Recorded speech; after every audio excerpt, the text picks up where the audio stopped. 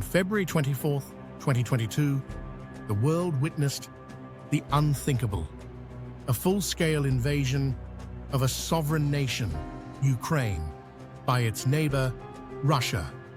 But this war did not emerge from nowhere. Its roots run deep, entangled in history, politics, and competing visions of identity and power.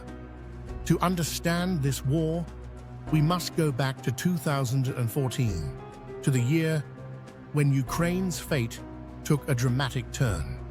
In November 2013, Ukraine was at a crossroads. Its president, Viktor Yanukovych, chose closer ties with Russia over a trade agreement with the European Union. This decision sparked massive protests known as the Euromaidan movement. Ukrainians from all walks of life took to the streets, demanding a European future. The protests turned violent in February 2014, with dozens killed in clashes between demonstrators and security forces. Under intense pressure, Yanukovych fled to Russia, and a new pro-Western government took power in Kyiv. But the upheaval in Kyiv sent shockwaves through the region. In Crimea, a majority Russian-speaking region, pro-Russian sentiments boiled over. By March 2014, Russian troops without insignias had seized key infrastructure in Crimea.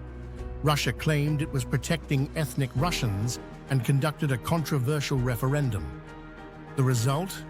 Crimea was annexed by Russia, a move condemned by much of the world.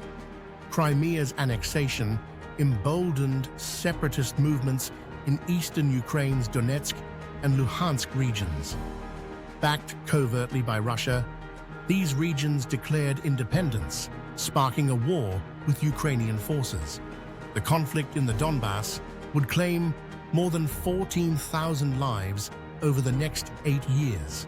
As the Donbass war raged, the Minsk agreements, brokered by international mediators, sought to bring peace. But ceasefires were repeatedly broken, and the conflict simmered on. By 2021, tensions had reached a boiling point. Russia began amassing tens of thousands of troops along Ukraine's borders.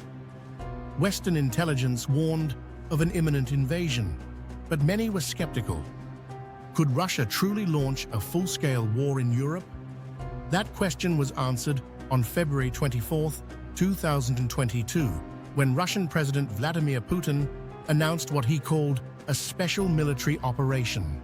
Within hours, airstrikes hit Kyiv, Kharkiv, and other major cities, and Russian ground forces poured in from the north, east, and south. The Kremlin's goal seemed clear: a lightning offensive to capture Kyiv, decapitate Ukraine's leadership, and install a pro-Russian government. But Ukraine, under President Volodymyr Zelensky, refused to yield. Zelensky, once a comedian-turned-statesman, declared he would not flee Kyiv, rallying his people with the words, "I need ammunition, not a ride." The battle for Kyiv began. Russian forces advanced from Belarus, targeting Hostomel Airport, a key strategic location. But Ukrainian defenders, supported by volunteers and international supplies, held their ground. In Irpin and Bucha, towns on Kyiv's outskirts, intense fighting ensued. By early April, Russia's attempt to capture Kyiv had failed. Their forces withdrew, leaving behind devastation and evidence of war crimes. In Bucha, Ukrainian investigators uncovered mass graves and civilian executions. The world was horrified, and accusations of Russian war crimes mounted. As the global outcry grew, the war's focus shifted to the south and east. Mariupol, a strategic port city on the Sea of Azov, became a symbol of resistance and suffering. Encircled by Russian forces, Mariupol endured relentless bombardment. Civilians sheltered in basements as hospitals and schools were destroyed. By May, after months of siege, the city fell. Ukrainian defenders made a final stand at the Azovstal steel plant, a fortress-like complex, before surrendering.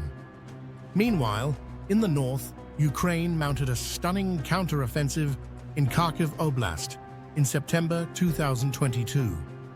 In a matter of days, Ukrainian forces liberated Balaklia, Kupiansk, and Izium. This rapid advance demonstrated Ukraine's growing capabilities, bolstered by Western-supplied weapons like HIMARS. Another turning point came in November 2022, when Ukrainian forces liberated Kherson, the first major city captured by Russia. The retreat marked a significant blow to Russia's ambitions and a major victory for Ukraine. But the war was far from over. In the eastern city of Bakhmut, Ukrainian and Russian forces became locked in a brutal battle. The fight for Bakhmut, lasting nearly a year, became a symbol of attrition. Though Russia claimed the city in May 2023, Ukraine continued to advance on its flanks, keeping the pressure on. Throughout 2023, Ukraine launched a summer counteroffensive aimed at breaking through heavily fortified Russian lines in the south. Progress was slow, with minefields and trenches posing significant challenges. Yet Ukrainian forces continued to reclaim territory step by step. The cost of this war has been immense. Millions of Ukrainians have been displaced, creating Europe's largest refugee crisis since World War II. Towns and cities lie in ruins, and thousands of civilians have been killed. Yet, amid the devastation, the spirit of the Ukrainian people has remained unbroken. Globally, the war has reshaped alliances and strategies.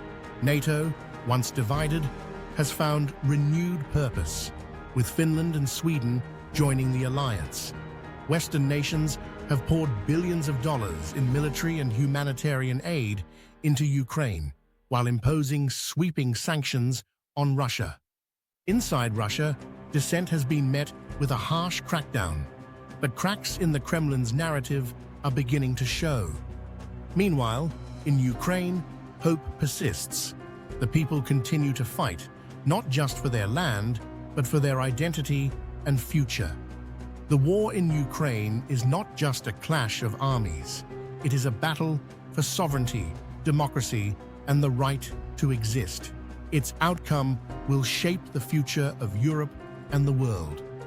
For now, the fight goes on, with no end yet in sight.